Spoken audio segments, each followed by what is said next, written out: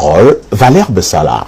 Je vais résumer, hein, je prends le risque de résumer les propos du docteur Ile Kamga. Il parle très bien. Prenons le ministère des Finances. Aussi. On a cité Laurent Esso, on a cité Amadou Ali. Alors, aux finances. Encore aux finances. Voilà. On peut aller ailleurs. Rester aux finances. Mais aux finances, il y a eu à la mine. Je vais vous répondre. À la mine, et lui, vous savez d'où il vient? Oh bah non, il a passé la bêtise. Et après donc ça. Non, je veux. Et avant lui, avec qui? Depuis 82.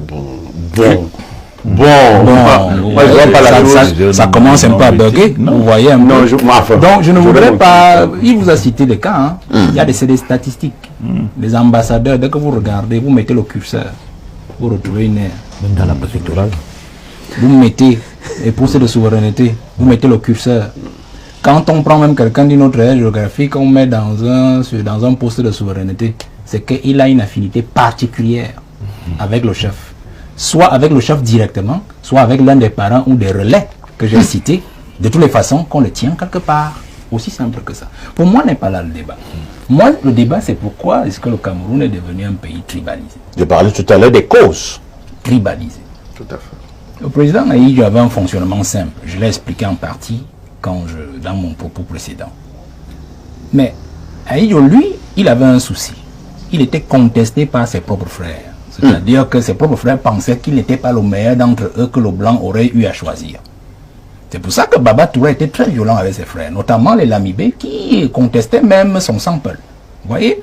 Et lui, il utilisait donc l'éclatement ou la distribution équitable du pouvoir pour justement choquer ses frères et mieux les contrôler. Onanaona était ministre des Finances de Ahidjo. Tout à fait. Onanaona. Il y en a d'autres. Vous comprenez? Et ses frères ne pouvaient pas revendiquer cette affaire-là parce qu'ils sentaient que Ahidjo travaille avec d'autres pour mieux asseoir son pouvoir et les contrôler. Donc faisons attention. Quand il prenait par exemple pour la province du Nord, avec le gouverneur, l'inspecteur général Ousmane Mey qui a passé presque tout le temps la période. Vous savez, là où il a pris le type, il était justement dans le Kousseri dont nous parlons, le Logo-Nechari, il sortait du Logo-Nechari. Donc un extrême du septentrion qui venait en fait tenir toute la grande région, toute la grande province du Septentrion. C'était pour contrôler ses pauvres frères. Donc lui, il a utilisé justement l'éclatement, il a chassé le tribalisme du moins institutionnel, loin des confins du pouvoir, pour mieux asseoir son pouvoir et s'assurer effectivement qu'il sera toujours en sécurité face à ses frères justement qui contestent son sample. Mais cela ne dit pas que pendant qu'Ahidjo était là, il n'y avait pas un tribalisme rampant. Parce que le tribalisme rampant ne naît pas d'aujourd'hui. Tout à fait. Le tribalisme rampant, pas même d'avant les indépendances. C'est-à-dire qui a été imposé par le colon. Tout à fait. Scinder, couper certaines provinces des autres. Parce qu'en fait, le Bamileke, pour arriver à Yaoundé, avait besoin d'un passe, vous appelez ça comment? C'était un laissez-passer. Parce qu'en fait, c'était reconnu comme un pays de rebelles. Tout à fait. Donc pour traverser Bebdala, ce pont-là même n'existait même pas encore. Le pont-là, on passait à la nage ou bien par des pirogues, par des bacs. Pour traverser cet endroit-là, la Sanaga, il fallait avoir justement un laissez-passer. Voilà les causes, les premiers fondements du tribalisme, c'est-à-dire que les populations des autres régions regardaient déjà à partir du laissez-passer les gens de l'Ouest comme des gens dangereux. Parce que le blanc leur dit, c'est des rebelles, ils contestent le pouvoir. Et vous, vous êtes à Yaoundé, c'est le siège de l'institution, vous avez tout. Vous êtes à Douala, c'est le siège de... Vous avez tout. Il faut craindre ces gens. Pour partir, traverser le pont du Mungo, le Bamileke avait besoin de laisser passer. Ça, c'est ce qu'il faut dire aux Camerounais. Les fondements donc, du tribalisme partent de là, c'est-à-dire la crainte de certaines tribus envers les autres. Tout à fait.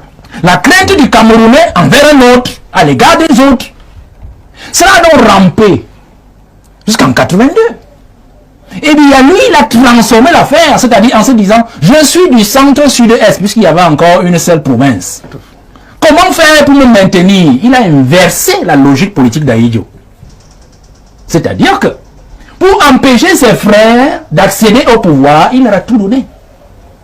Et il a plutôt fait des autres, des aigris, qui vont toujours prier au quotidien pour que lui, il tienne le pouvoir afin de les délivrer de la mainmise de ses propres frères au pouvoir. La logique aujourd'hui, quand vous vous plaignez, vous dites que les boules ont tout, les boules ont tout, les boules ont tout. Nous voulons le chassement, nous voulons chasser les boules du pouvoir, nous voulons chasser. Bien, être tranquille. Parce qu'en fait, quand vous dites le bourreau, tout le monde chasser le bourreau du pouvoir, lui, il sait que ses frères sont en insécurité et ils savent qu'ils n'auront de pouvoir que tant que lui sera au pouvoir. Et donc, ils vont jouer des coups pour le maintenir. Voilà la logique simple du président Paul Biya. Donc, il a institutionnalisé le tribalisme, ce que l'aîné docteur Kamga appelle le tribalisme d'État. Pour que ses frères soient toujours insécurisés par les revendications des autres tribus lésées. Et que justement ses frères travaillent au quotidien pour le maintenir au pouvoir. Aussi simple que ça. On n'a pas besoin d'expliquer de midi à 14 h. Les propos réels donc ne sont rien d'autre que la conséquence de l'exacerbation du tribalisme qui en fait a encore un autre petit enfant qu'il a accouché, c'est-à-dire la malgouvernance.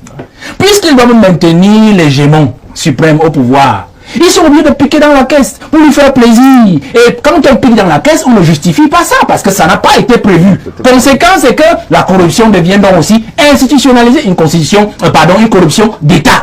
Comme le tribalisme est devenu un tribalisme d'État. Nous avons donc une république de la malgouvernance. Nous avons une république des abjections sociales et sociétales qui justement ont pignon sur rue et qui justement commande ce que nous vivons aujourd'hui. Le Cameroun est donc un État, n'est pas un État tribaliste, mais un État tribalisé. Je vais donner en amont des explications. Merci. Comment tu peux aussi regarder une vidéo sans t'abonner? Abonne-toi. Surtout clique sur la cloche de notification. Ça, c'est la page de Buzz. Si tu veux être au courant des buzz et toutes les actualités au 237, abonne-toi et clique sur la cloche de notification. Partage aussi pour m'encourager. Surtout, si tu as quelque chose à dire, papa, lâche un commentaire.